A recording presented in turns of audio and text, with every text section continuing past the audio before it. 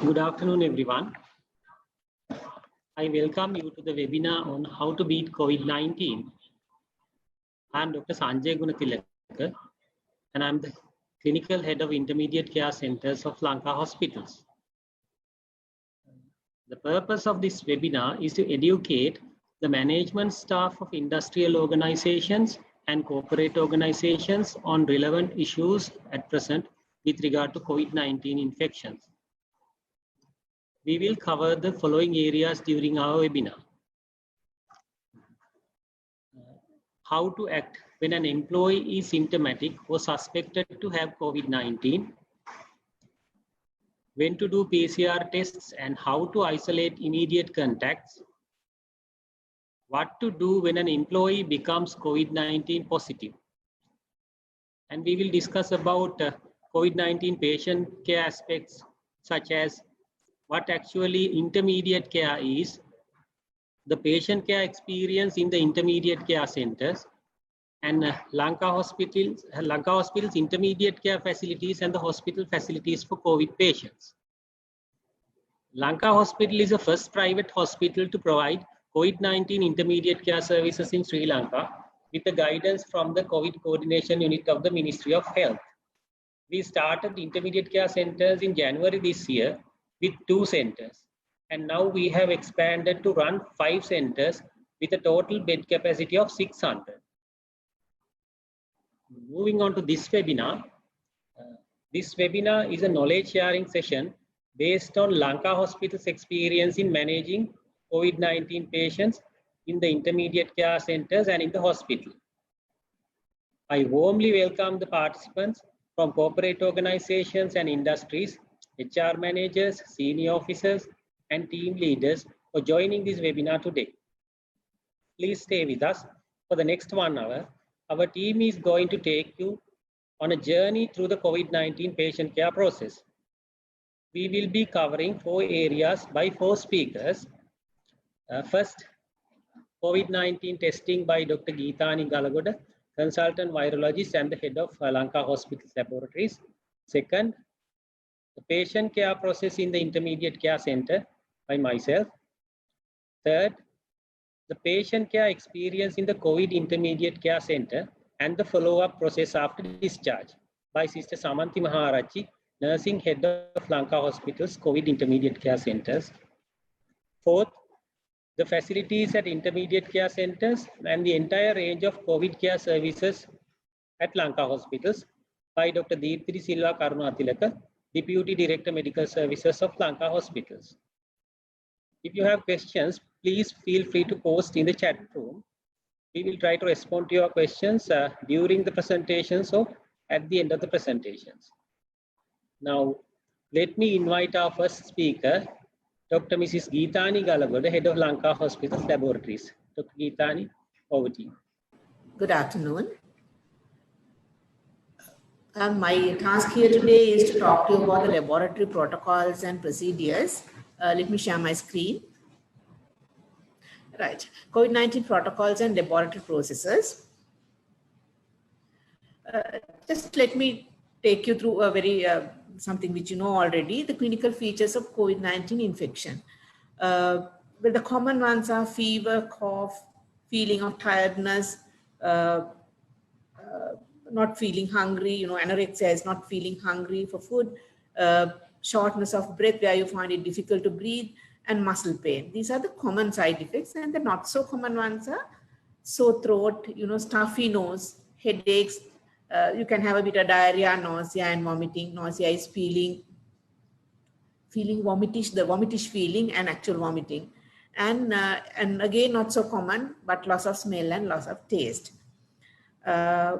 These features are common to almost all the infections, but as I said earlier, some are common and some are not so common.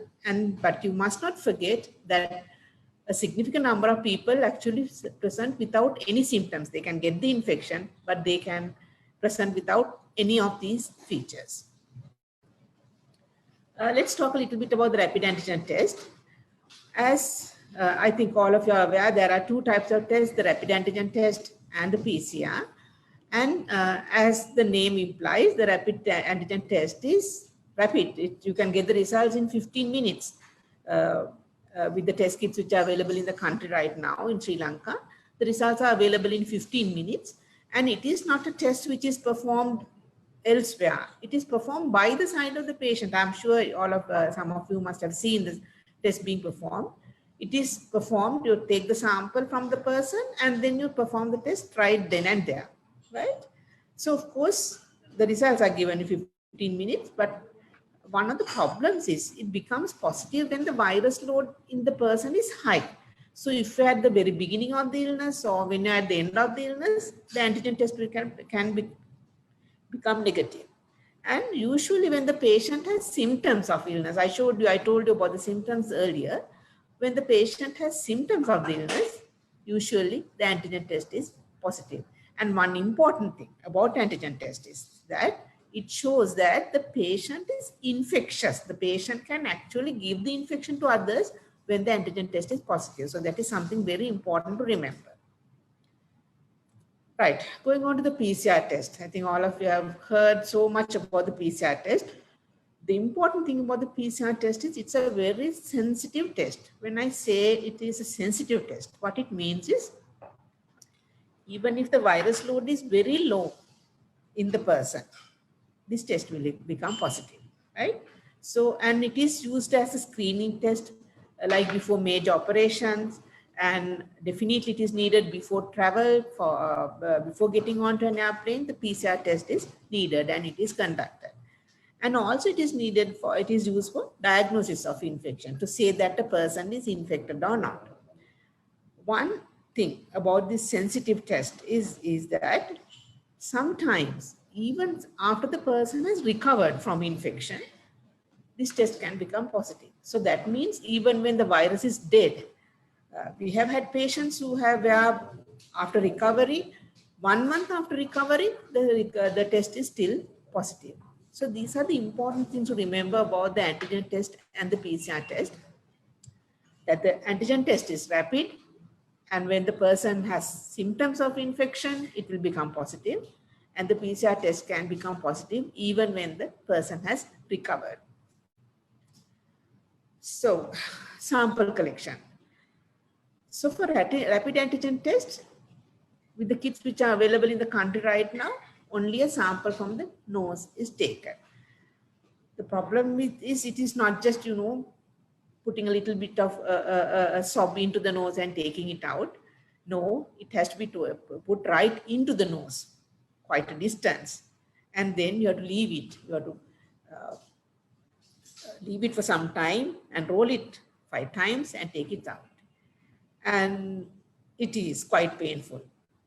People who have had the samples taken from them would understand this is something patients dread, because it is little painful. More than the pain, it is a discomfort usually, right? And for PCR, samples are taken from the nose and the mouth both. And so what are the best times for sample collection? For rapid antigen test, once you have started having symptoms, for about 5 days, it will be positive. But PCR, as I said earlier, a sensitive test, it can come positive 2 days, 2 or 3 days before the symptoms start, and for a period of about 3 weeks after. And as I said earlier, we have found positive PCR positive even 1 month after. So as I said earlier, rather sort of an uncomfortable procedure, especially the sample taken from the nose, but has to be done. Now, the government has, of course, all the testing procedures in this country have to be done according to the government regulations, and the government regulations have been changed in the recent past. Just about a few weeks ago, the regulations were changed. So for workplace testing, there are 3 areas or 3 types of staff which are to be tested. One is screening of employees who have symptoms of infection. And then testing when there is actually a patient or one of the staff members are infected in the workplace. So one thing is you have to test all the close contacts, what we call the first line contact. That is people who have spent at least 15 minutes with that patient, right? And then you have to do random testing of small groups in the workplace. And then once people have been identified, or when people have been, once the close contacts are identified, then if they have to be in quarantine, and then before getting back to work, you have to do a exit, what we call an exit PCR.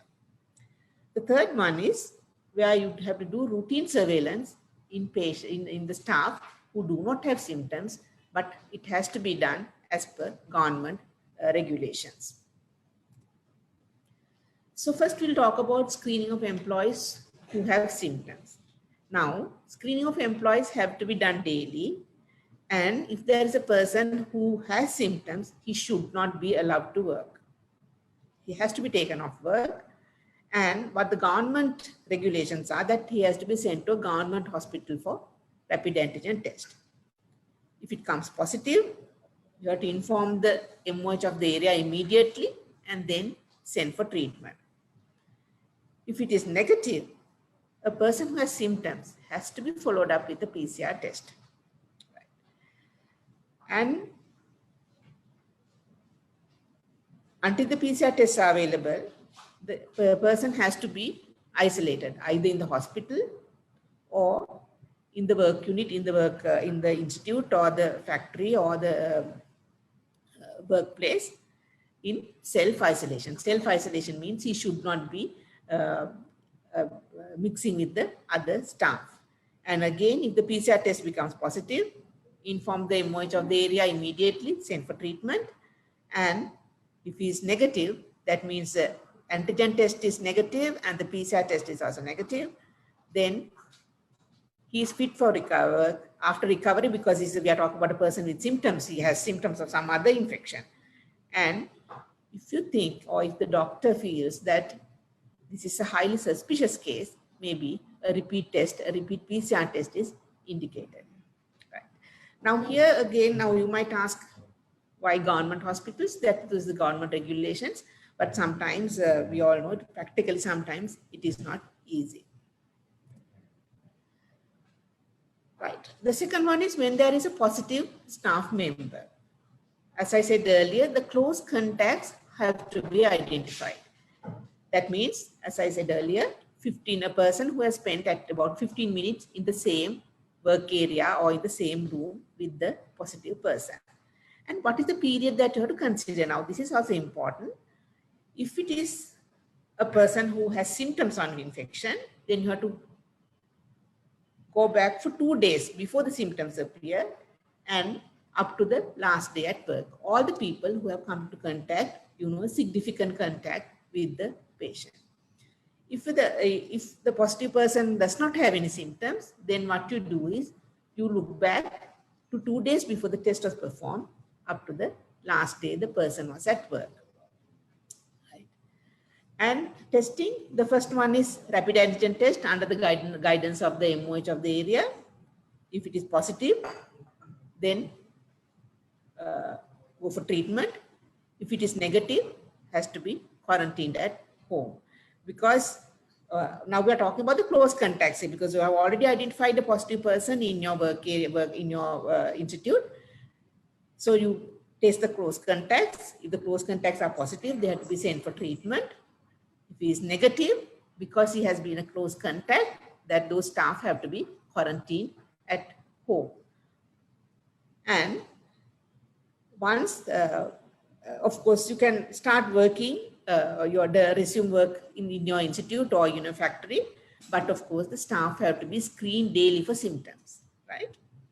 And the quarantine persons, they have to be checked daily to see whether they develop symptoms. If they do develop symptoms while they are in quarantine, they have to be tested with the PCR. And if they do not develop symptoms, on the 10th day of quarantine, they have to do what we call an exit PCR. They have to be tested with the PCR again. If that becomes positive, that we take that as a positive patient and send for treatment. If it is negative, they can come back for work. What about routine surveillance? Again, if you are working with a large number of people in a factory or in your workplace, routine surveillance have to be done in staff who, even if they do not have symptoms. So every week, the rapid antigen test has to be performed. If you have staff of more than 250, either 1% of the staff or 15 people, which one is higher, whichever one is higher. If your staff is between 50 and 250, 10 people every week, even if they do not have symptoms. And if your staff number is less than 50, 5 people every week have to be tested with the rapid antigen test. And when you are testing, of course, it is better to choose staff who have higher chance of being infected, people who are from lockdown areas. It is better to choose such staff rather than people who have less chance of being infected. Your rapid antigen test inform the medical officer of health of the results.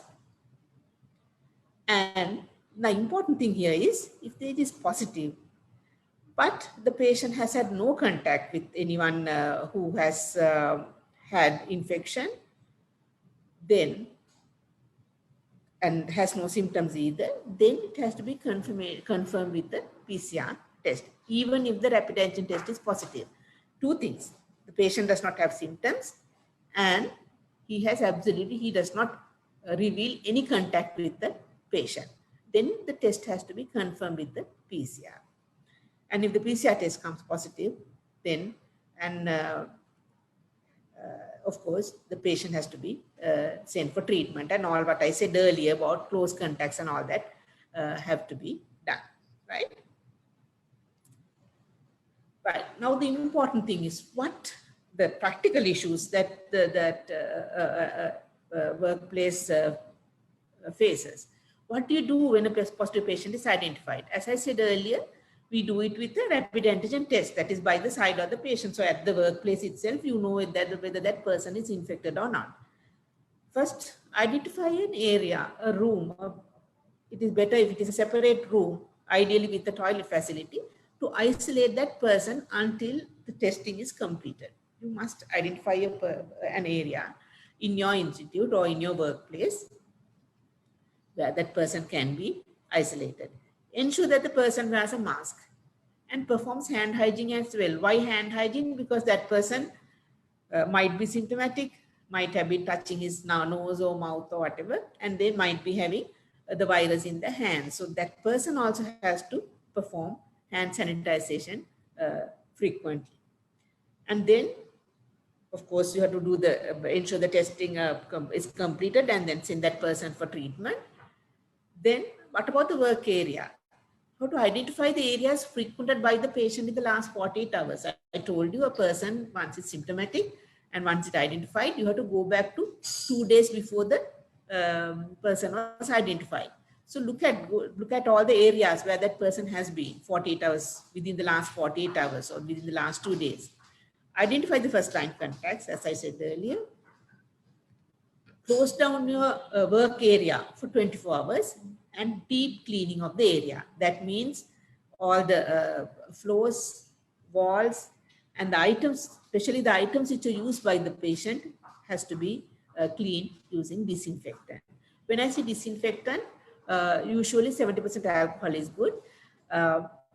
It is using bleach or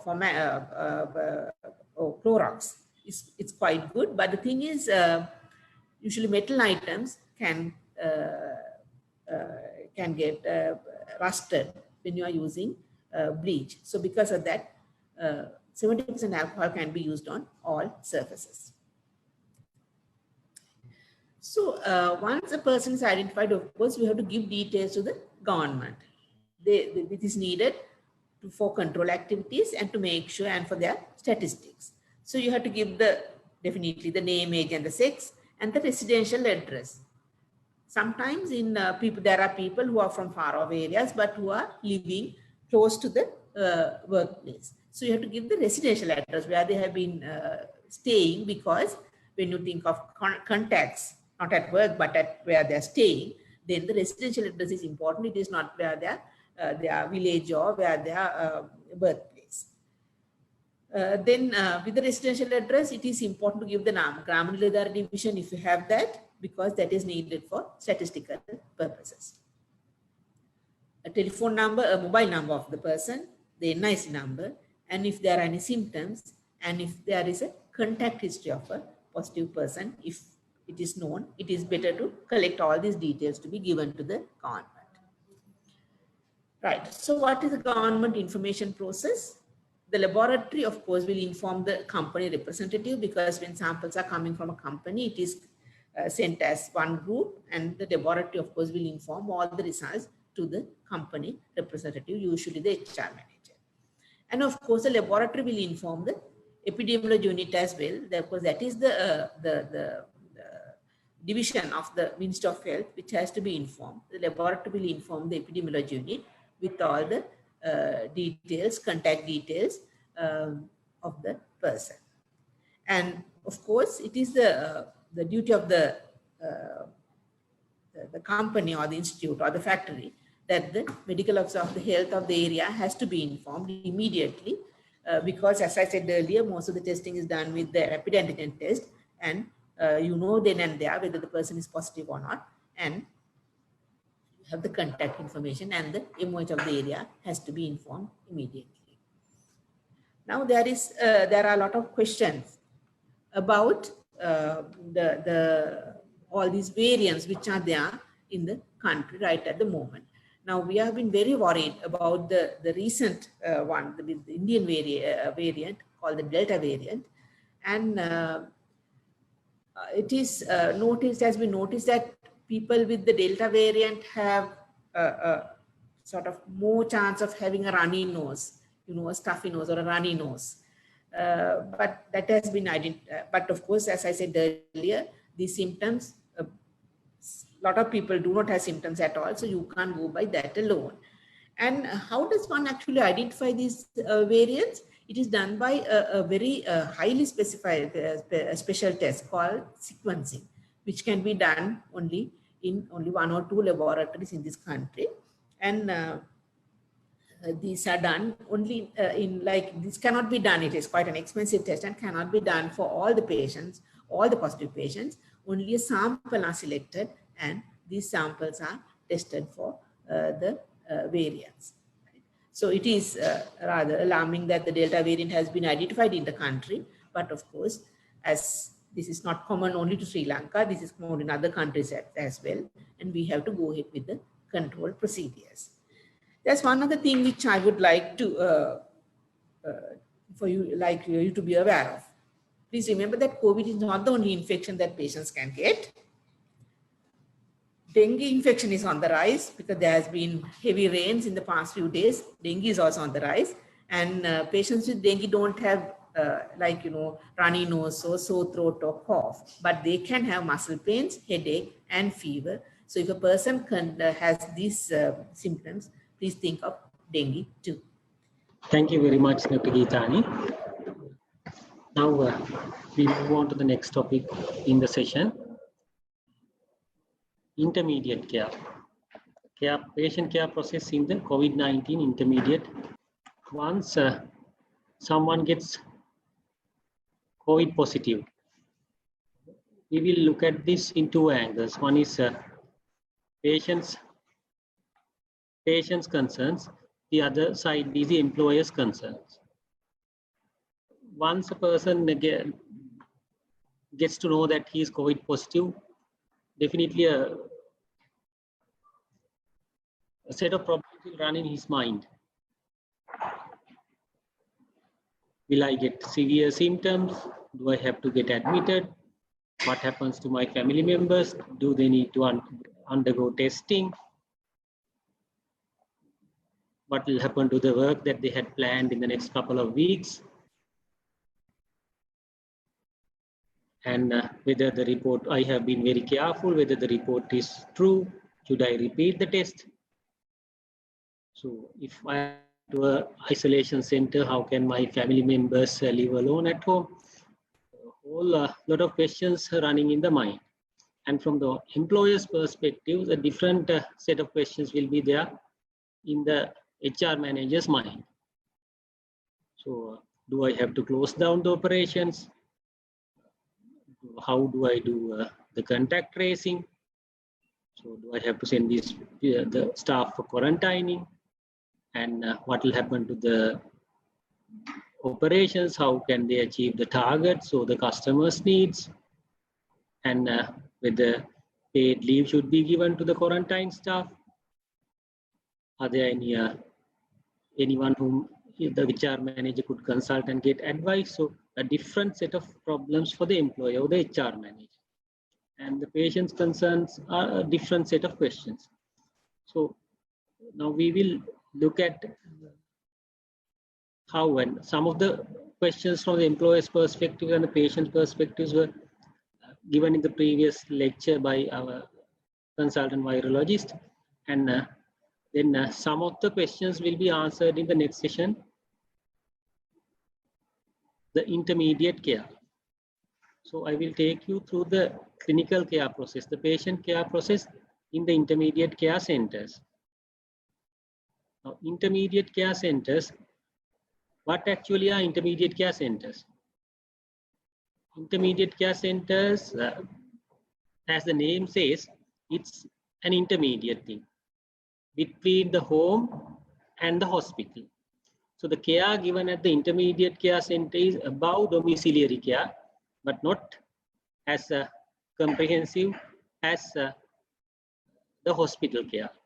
So why do we need intermediate care? Because the COVID-19 patients, there's a wide variety of, wide range of expression of the disease. Some may be completely asymptomatic throughout the disease period. Some may develop mild symptoms, and some may develop severe symptoms. But still, even though the patient doesn't have symptoms, still the person is infective to the community. So there is a need to isolate this person, take out from the community and isolate in a center.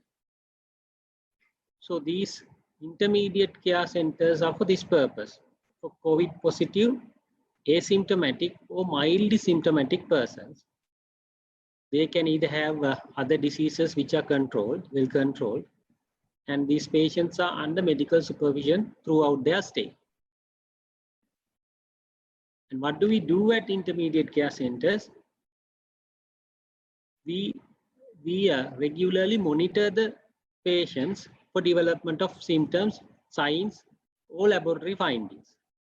We usually do twice a day ward rounds. Our medical officer and the nursing staff does ward rounds, but depending on the patient's situation, it might be increased to 2, 3 or 4 times, or even continuous monitoring.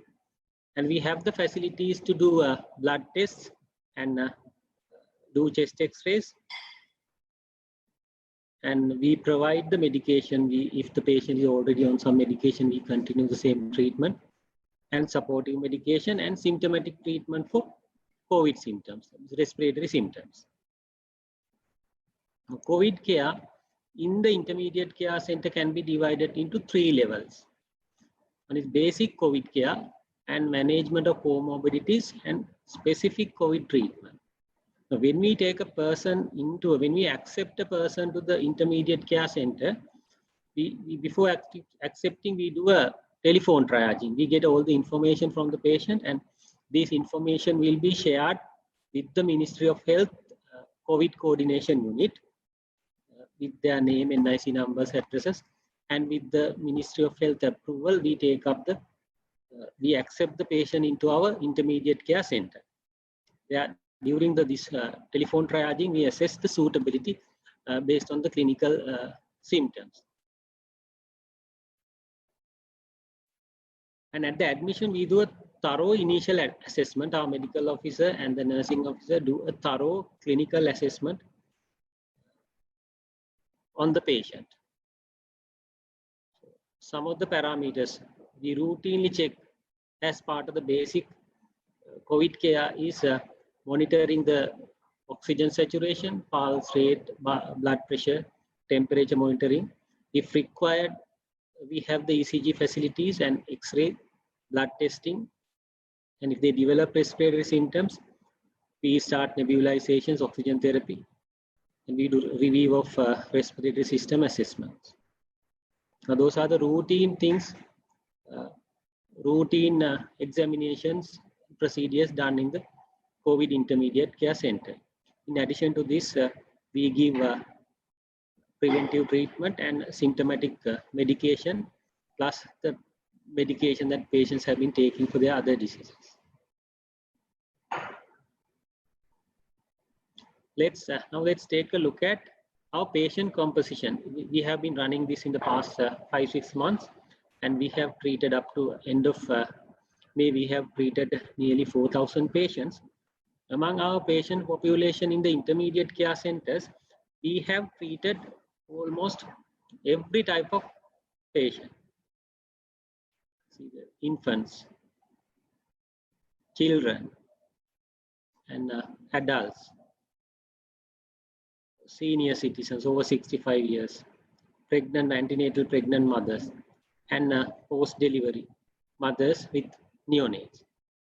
So we have been able to give our intermediate care services for many different type of patients. And if we again analyze our patient population according to the comorbidities that they had, we had a significant percentage of people with other comorbidities. The prevalence was diabetes, hypertension, hypercholesterolemia, and bronchial asthma, ischemic heart disease were significant among our admitted intermediate care patients. So we were very careful. We were very actively going into their past medical histories, looking at their medication histories, and continuing their treatment, and with inputs from the consultant physicians.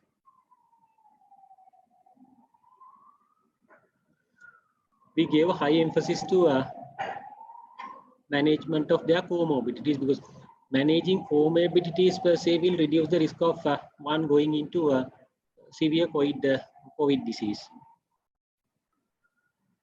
So we had for diabetic patients, we had all the diabetic treatment which were available in a hospital setup, blood sugar monitoring, insulin therapy, medication adjustments for other diseases. For bronchial asthma patients, metered dose inhalers and nebulization therapy. And when required, we had the facility to refer our patients to a cardiologist or another specialist.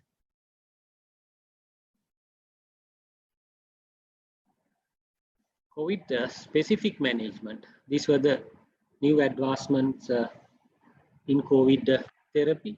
We got the involvement of our consultant physicians. So every patient was admitted under a consultant physician, and specific treatment was started, or sometimes completely the course of treatment was given inside the intermediate care center.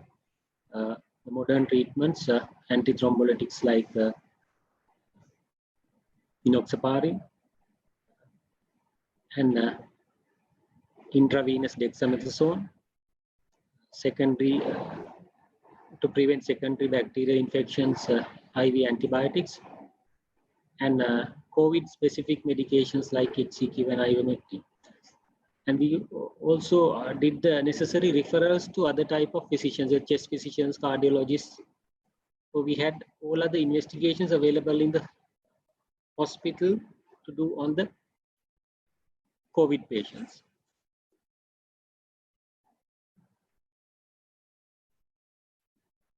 We had several challenges to overcome. Since this was a global pandemic, no one knew the in and out of the disease. So everyone was learning. We were also learning the disease. So we got the engagement of the consultant physicians who were at that time managing COVID patients in the government sector. And we conducted several knowledge sharing sessions among consultants, medical officers, and nursing staff. And medical officer in the intermediate care center was daily updating the consultant about the patient status. And even several occasions, consultant visited the patient at the intermediate care center. And we had regular training programs for medical officers and nurses. And we had the opportunity to get the opinion from our panel of consultants, virologists, microbiologists, consultant anesthetists, obstetrician gynecologists, and even surgeons. And infection was another challenge. The risk, how to control the risk of infection among staff. So we had the red zone, green zone demarcation, which we strictly practiced, use of personal protective equipments, regular disinfection cycles, vaccination of the staff, and the rostering of staff over 2 weeks and 1 week off method. And we had thought of deteriorating patients as well. We identified patients worsening their symptoms based on the symptoms, signs, or the laboratory reports. We early identified deteriorating patients through our twice daily ward rounds or based on patients' complaints. And we had a plan to take them to the high dependence unit. So we had set up 2 high dependency beds in each intermediate care center for this purpose. Once we recognized that the patient is worsening his symptoms, we got the patient to the high dependence unit. We monitored the patient, communicated with the consultant. We did the necessary blood tests and other investigations. And if the patient was improving, which we were monitoring the patient to see whether the patient was improving, or we took the decision to transfer the patient to the hospital.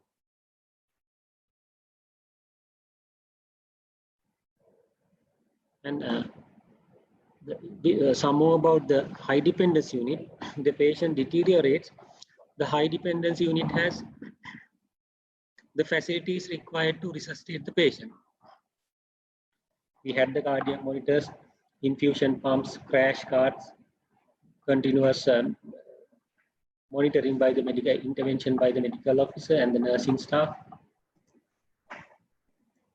oxygen, nebulization. So we were well equipped and staffed to manage a high dependency patient at the intermediate care center until the transfer takes place. So we had timed the transfer within about half an hour if we decided the transfer.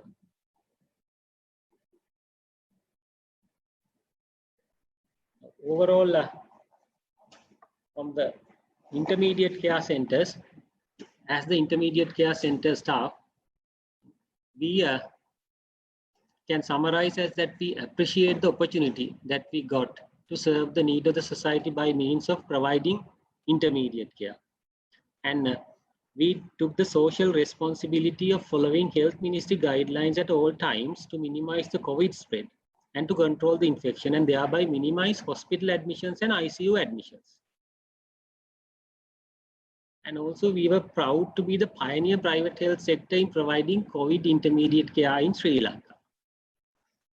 So as COVID intermediate care service providers in Sri Lanka, the Lanka Hospitals team and we were very satisfied about our service, and we hope to continue this service until the service is required for the country and our communities. And next, if you have questions about intermediate care centers, you can post them in the chat room. At the end of the session, I will answer. And next speaker will be Sister Maharachi. I will invite Sister Maharachi to give. Okay. Now, at the end of the second session, we are going to take a small brief break.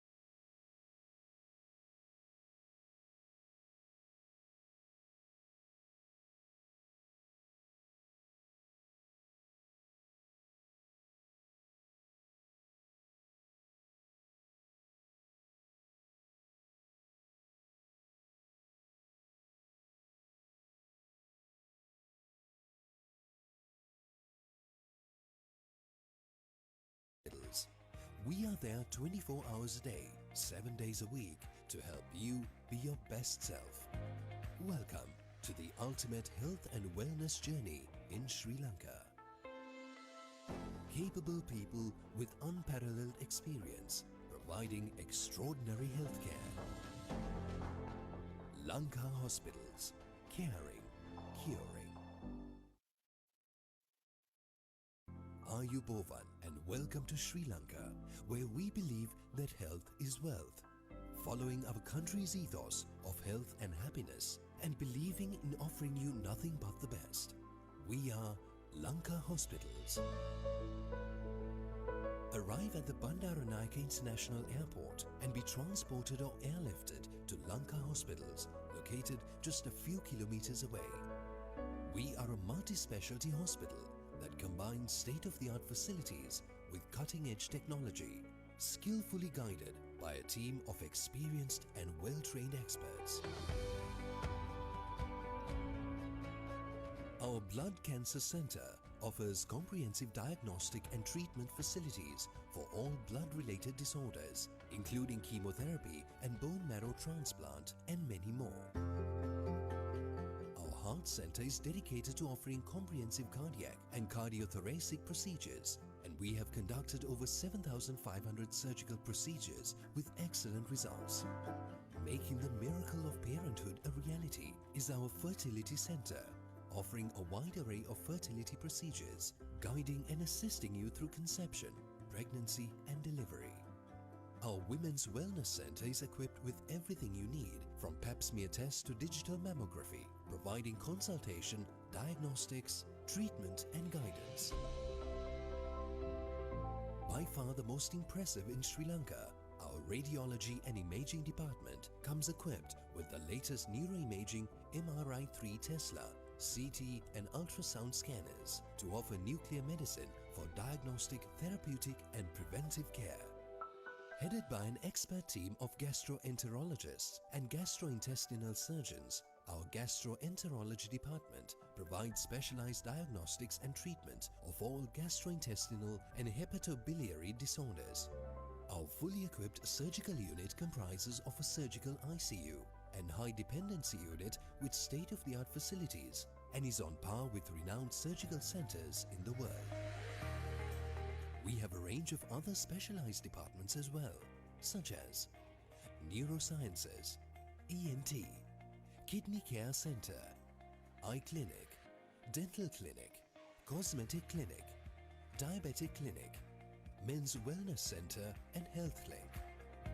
Lanka Hospitals. We are there 24 hours a day, 7 days a week to help you be your best self. Welcome to the ultimate health and wellness journey in Sri Lanka. Capable people with unparalleled experience providing extraordinary healthcare. Lanka Hospitals, caring, curing.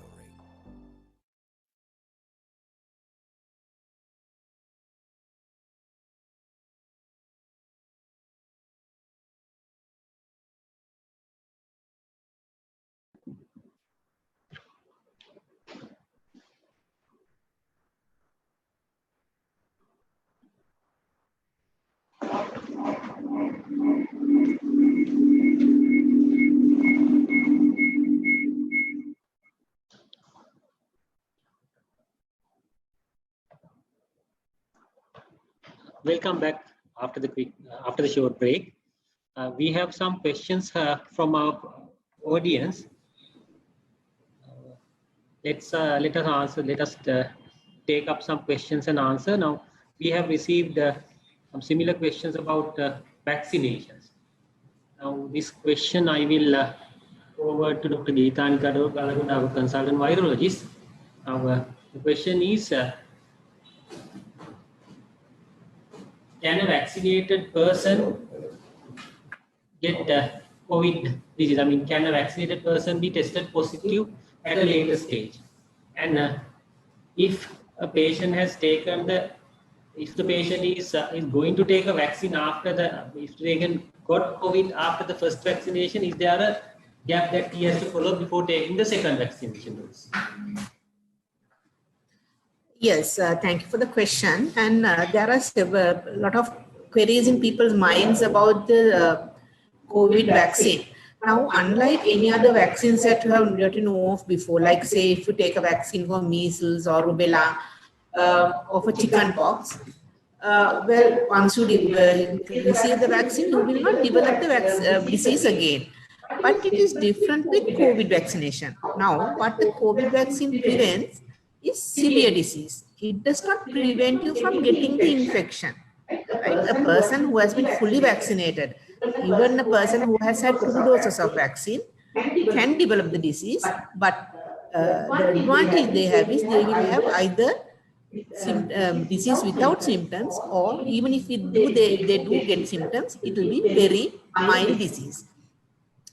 So that is why even after all the people, even if the whole population are vaccinated, still you have to wear the mask, you have to maintain hand sanitization, and you have to maintain the 1 meter or 1.5 meter distance from the others. That has to be practiced, because even after full vaccination, people can develop the disease, and even if they don't have symptoms, they can transmit the infection to others. I think this answers several questions. I think there were 2 questions which were posted on the about vaccination, and I think that answers the question. Thank you, Dr. Tijani. And there's another question about reports. Now, one question is whether we can work out backwards based on the PCR or the RAT report to find out the date that the person got initially infected. That is one thing. And the other thing is whether we could explain how to interpret the CT value. Yes, I'll answer the first question before the first question, whether we can work backward when the person was infected. It is not hard and fast. It is not that easy. Right? So that is why if a person has been tested, if the person has symptoms of infection, then you work backward for 2 days and find out all the contacts were. But to work backwards and find out when he was infected is not that easy. Now there is something called an incubation period. That is when the virus enters the body or you come into contact with the patient, then it takes some time for the disease to develop. Now this can be from about 3 days up to about 14 days.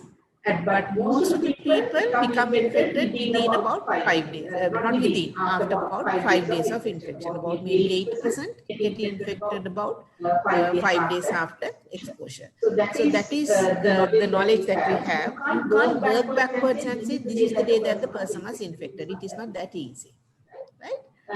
Then the second question was about the CT value. I think this has been in the media, a lot of it has been discussed earlier about the CT value. The CT value is the PCR test is done in cycles, what we call cycles. About more than 30 cycles of the test goes on, and the CT value is the value where the test becomes positive.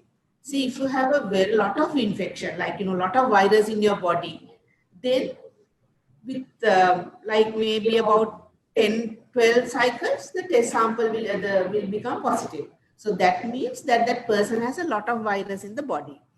But it can come positive maybe about after 25 cycles. That means there is less amount of virus in the body, right? So that is what the CT value means.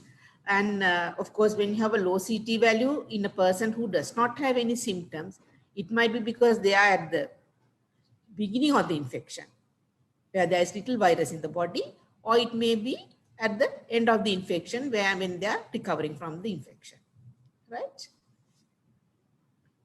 Sanjay. Thank you very much, Dr. Tijani. I hope the questions were answered and explained well. Thank you very much, Dr. Geethani. The questions, I think, answers were explained what the audience wanted. I think it was clarified well. And next, we will. I think there is a question. I think the question is whether you can be tested positive for a PCR without having any exposure, or just because he or she is vaccinated No, not at all. The vaccine is just a little bit of the virus, the little part of the virus which is given, and you cannot become positive just because of vaccine, right? And to become positive by either a rapid antigen test or by PCR, you have to be exposed to a person who has had the infection, right? Then there was another question. I think we are talking a lot about vaccines. How would the COVID vaccine react for a person who has allergies, identified or unidentified allergies? Well, for the vaccine, for all the vaccines, if you have a known allergy to any of the constituents or any of the parts of the vaccine, what is any of the chemicals in the vaccine, then the vaccine should not be given. But it can be given even if you have allergy to any other component. There is nothing to prevent you from getting the vaccine, right? I hope that answers the question. Thank you very much, Dr. Geethani. Next, we will move on to the third presentation. Now I invite Sister Samanthi Maharachi, Nursing Head of COVID Intermediate Care Centers, to talk about the patient experience in the COVID Intermediate Care Center and follow-up process after discharge. Over to you, Sister Samanthi. Thank you for inviting me to speak about patient care at COVID Intermediate Care Center, Lanka Hospitals.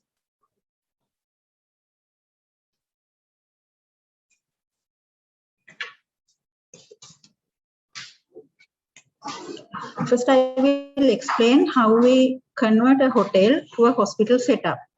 We have divided working area into two separate zones. First, red zone, that is patient's rooms, high dependency unit with crash cart, stock medicine, cardiac monitors, portable oxygen, and admission and discharge area. Second, green zone, nurses workstation and staff accommodation. Prevention of cross-infection is one of the vital responsibility of the team members. So to achieve that, each of our team member has to follow series of lectures and demonstration sessions before they start their work at COVID Intermediate Care Centers. With that, we encourage to practice thorough hand washing. All staff are trained on donning and doffing of personal protective equipment using correct methods. Adhere to waste management practices according to the guidelines. Public health inspector visits frequently, and continuous monitoring and auditing by the Infection Control Department, Lanka Hospitals. We strictly adhere to the policies in red and green zones. Do not enter to the red zone without full personal protective equipment. Do not take any document or equipment from red zone to green zone. Avoid unnecessary exposure to red zone. Patients also should wear masks when they are being assessed by the medical team. Cleaning, whole center thoroughly clean and mop with 1% sodium hypochlorite twice a day. Thorough cleaning of rooms in between discharges. Use proper disinfection methods to clean equipment and surfaces. We provide clean linen packs to each patient. If they need it, they can request additional linen packs. Staff management, functioning ICCs as per the national guidelines, we have allocated staff.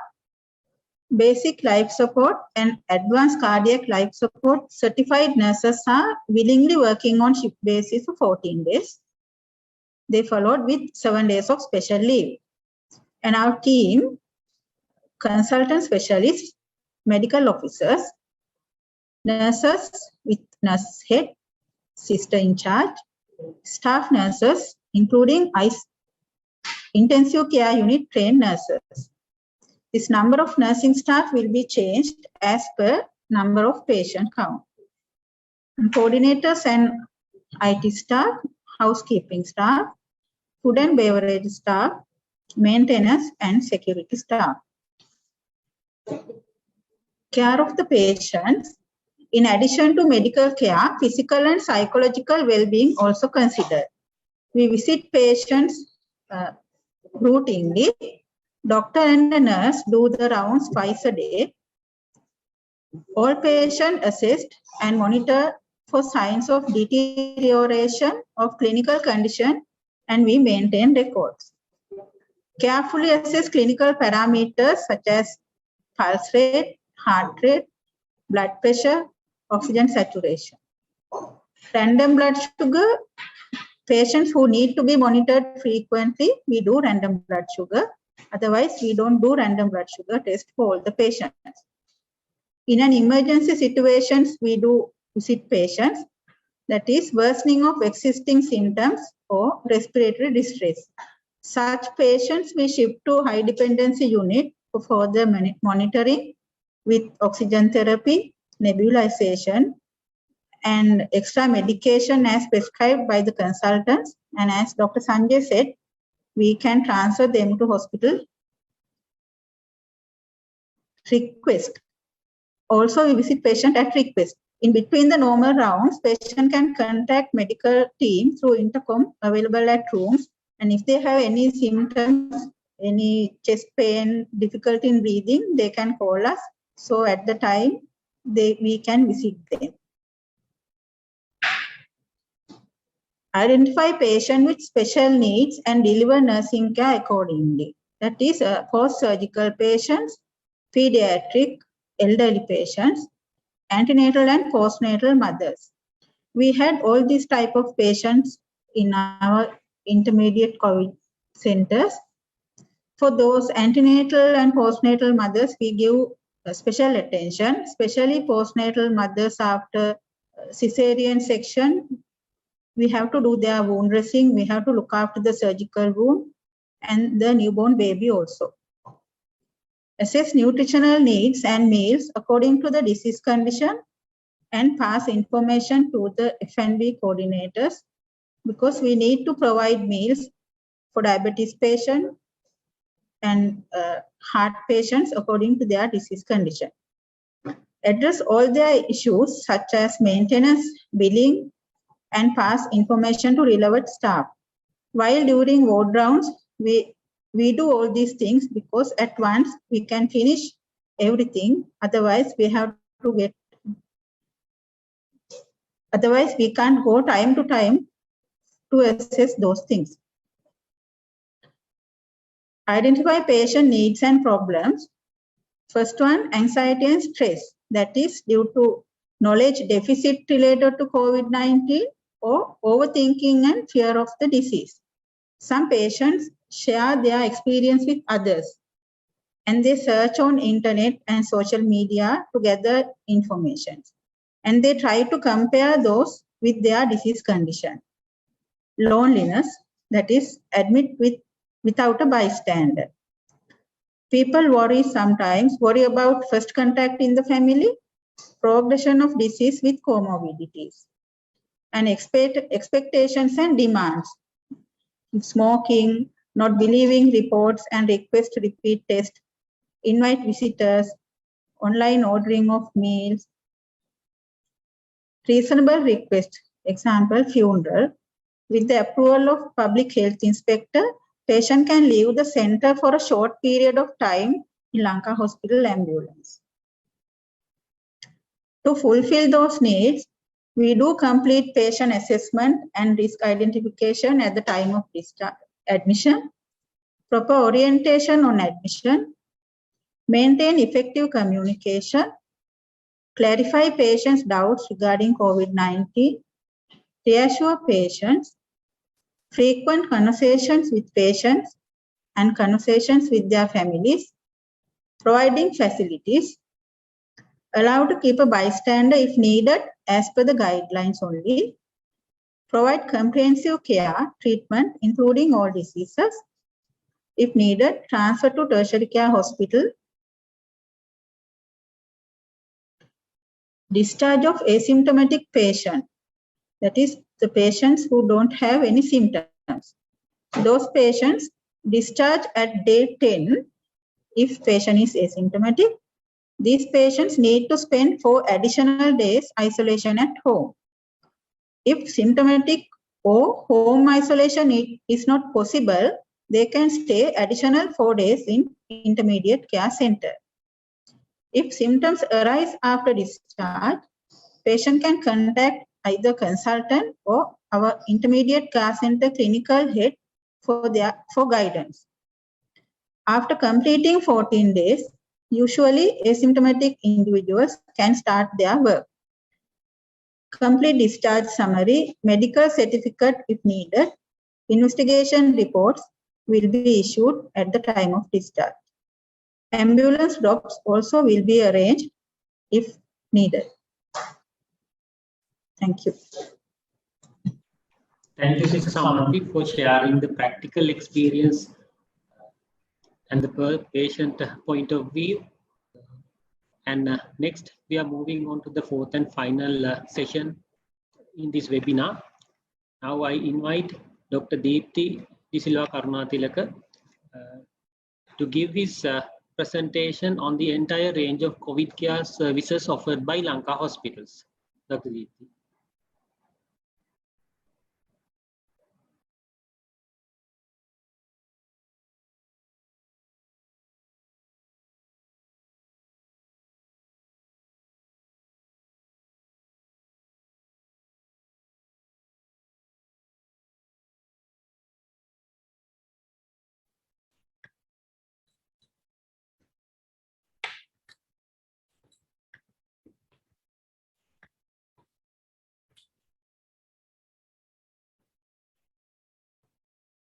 Good afternoon.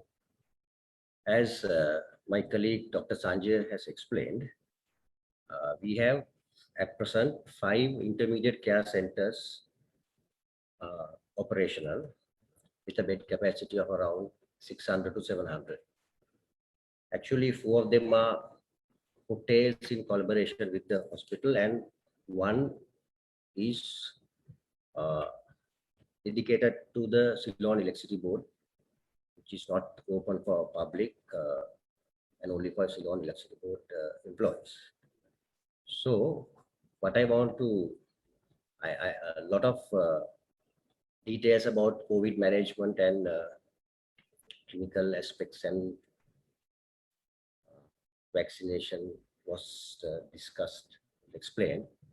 So since I am from the administration, I want to point out certain facts that has guided us to what we are doing right now.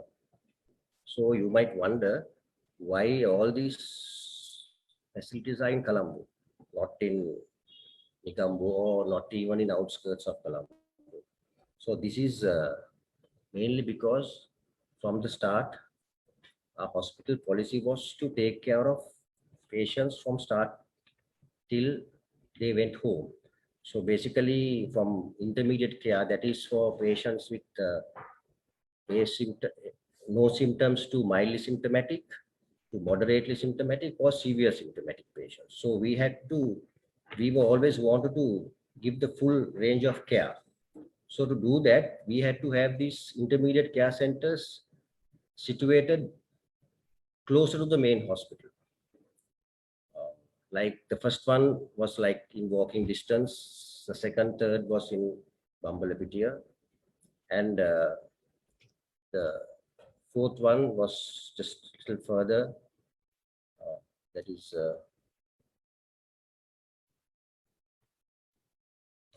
Cinnamon Red, also not far away.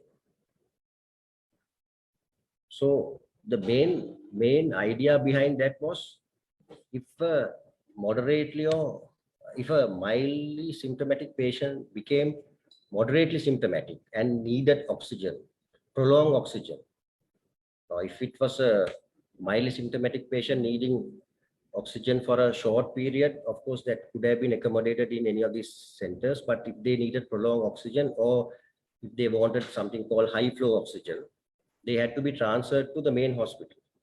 Or at the same time, if any of their other conditions got worse, such as if they develop, as Dr. Sanjay explained, there are patients with heart conditions who have COVID, patients with diabetes, patients with asthma, patients with other conditions. If their other conditions became worse, they had to be transferred to the main hospital fast. and we wanted them to be transferred within 15 to 20 minutes. So that was only achieved by having these centers very closer to the hospital. That was one of our main goals when we were establishing these centers. And the next thing that we were always looking at was, I don't know whether everybody is aware of this, all patients admitted to intermediate care centers are under consultant care. Everybody is under consultant care, and these consultants are specialists in this particular field, and most of them are associated with government large COVID centers like Mullaria or IDH. And for them to visit these centers on a daily basis, it would have been impossible if these centers were situated far away from Colombo. And I can assure you that most of these consultants visit these centers daily, although they do not visit patients' hotel rooms. They visit the nurses' station, they speak to the nurses, they speak to the doctor in charge and find out about the patient's conditions. And if there is a need, they do visit the rooms and assess the conditions so that optimum treatment can be given. And the next thing that we were very concerned was that mobilizing patients. When you mobilize patients from their respective homes, once they are diagnosed with COVID-19, it had to be done in ambulance. Personal vehicles were not allowed to use.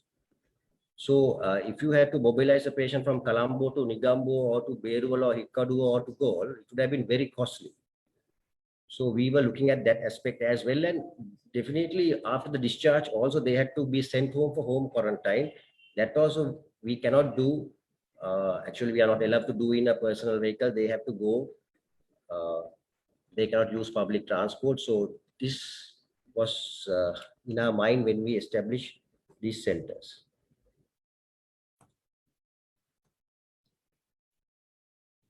So as Dr. Sanjay and Sister in Charge explained, the care in the intermediate care centers and then the reason for these centers to be in this close vicinity and so forth and so on. I would like to explain further when these patients become, for whatever reason, symptomatic or moderately symptomatic. We were always looking at how to take care of them, and after a lot of a lot of argument and of course it was tough to get permission from the Ministry of Health. We managed to establish 40-bedded COVID care ward in the hospital itself, taking all international precautions, looking at all international standards. And this 40-bedded facility was all negative pressure. That means if a patient is inside the room, the air from that room would not come to the corridor or not go anywhere else in the hospital. It was taken out, exhausted, and sent through filters, and did not cause any infection or did not cause any harm or any kind of this thing to any other patients in the hospital. So we established this setup with 40 beds, and then we established a separate ICU for coronavirus patients who became severely symptomatic. And this way we could basically take care of patients who became from mildly symptomatic, who became moderately symptomatic, and who became severely symptomatic. And we had to make sure that all relevant equipment were available. So basically, one of the most important medical equipment that is being used is the high flow oxygen apparatus, which is fairly expensive. We have plenty of those. Plus, then if they became further symptomatic, then we had to transfer them to the ICU, and then ICU had to have ventilators, ample oxygen supply, and the expertise. Of course, the same consultants that I mentioned earlier who were looking after the patients in the government sector were with us always. And then we had our in-house medical officers, highly trained nurses. Plus we have medical officers and anesthetists, intensivist. So this was although you might not see this on the surface, this is a huge operation. This is a operation that is not easy to kind of establish and run. So you might not see. That's why I thought I'll explain this part. So we can take care of patient from the start till the time he's cured. If he needs any kind of care, we do not need to transfer that patient to any other government facility. And we have managed, I think, hundreds of patients in the hospital, as well as, I cannot tell you exact number, but many patients in the ICU who have recovered and gone home, absolutely. And then at the same time, we have managed pregnant ladies. This is a very serious condition when you get COVID in pregnancy. And we have managed them very well, and we have delivered them. We have done cesarean sections. So we have the rest of the facilities, such as theaters that are geared to handle COVID patients. Then we have other facilities like CT, X-rays, ultrasound scans. All that can be done while taking all the precautions so that staff and others who are involved does not get infected.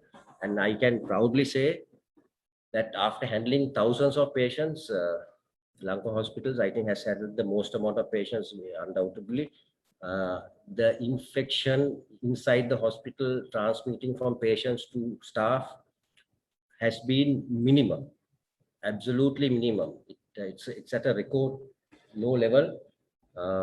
I think we can, as a hospital, we can be very proud of that. I can tell you sometimes there is this misconception saying Lanka Hospital is full of COVID. Now, recently a patient told me he had gone to another hospital, and I asked him why. He said, your hospital is full of COVID. Then I explained to him, and I would like to emphasize that again. We have COVID, but we have taken so much of precautions that COVID patients are very well separated from normal patients. And we have normal patients also around 130, 140, some days 160, and nobody has ever got infected. So this would be, I would say, since we are taking so many precautions according to every possible standard, this would be the safest place to come if you are not COVID even. Because we know we are handling COVID. So because of that, we have taken every precaution possible. And non-COVID patients also can feel absolutely comfortable here, because they know that we know that there are COVID patients. Now it's not like everything is haphazard. It is not. So I would like to emphasize again that as a tertiary care hospital, we have managed and we have served well the public. And if this COVID pandemic continues, we will be continuing good work, and you all can rely on us. Thank you. Thank you very much, Dr. Deepti, for the details, the process descriptions behind the screen also, and the variety of services that we offer from Lanka Hospital side. And that was the last presentation on the list. And I will now move to one of the questions posted by a participant. This is regarding the emotional instability. How do we manage such conditions to avoid them getting to heart, breathing related health conditions, especially due to fear or anxiety? Yes. Of course, this was prevalent in a certain percentage of people. That was this undue panic. And there were few instances, the denial was also there. Some had undue panic, and there were some people who denied that they have COVID. So both these extremes are there, but we have to go back to basics in this situation. We need to look back at the ABC of health, and if the person is already taking treatment for one disease condition, the person has to continue the medication, do the routine checkups, and control their comorbidities. That is one thing. And the other things are proper nutrition, physical activity, good amount of sleep every day, and good hydration, drinking water. So we'll have to go back to basics in this situation. With that, we are going to wrap up our webinar. Okay, Dr. Geethani. Yes, there's one more question. I think we have missed that one because there's a question on what is long COVID. Do we have cases in Sri Lanka suffering from long COVID after full recovery? Long COVID is actually after viral infection, long-standing symptoms of infection is not uncommon. It is common with many viral infections, and I can remember after chikungunya, there were patients who had joint problems, joint pain and swelling for months after the infection. So like that, even after COVID infection, there has been cases of mild fever, dizziness, headaches, sometimes enlarged lymph nodes, things like that. So that is long COVID infection. To my knowledge, I haven't heard of any cases, I'm sorry, but in Sri Lanka, but it is not uncommon. The thing is, this infection is a new infection. So we are learning about the infection day by day. So there might be cases, as far to my knowledge, I don't treat COVID infection. So to my knowledge, I have not heard about long COVID in Sri Lanka, but it is, of course, demonstrated. It has been identified in other countries. And then sometimes even PTSD, like post-traumatic stress disorder after infection, has been described. And I think what Dr.